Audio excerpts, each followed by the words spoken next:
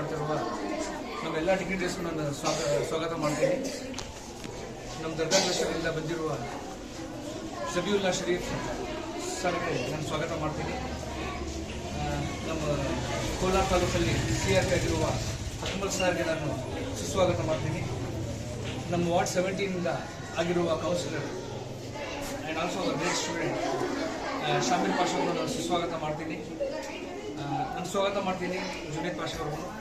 ಎಲ್ಲ ಡಿಗ್ನಿಟರೀಸ್ಗೆ on the dais and ನಮ್ಮ ಟೌನ್ ಸ್ಟೇಷನಿಂದ ಸಬ್ ಇನ್ಸ್ಪೆಕ್ಟರ್ ಬಂದಿದ್ದರು, ಅವ್ರಿಗೂ ನಾನು ನನ್ನ ಹೃದಯದಿಂದ ಸ್ವಾಗತ ಮಾಡ್ತೀನಿ.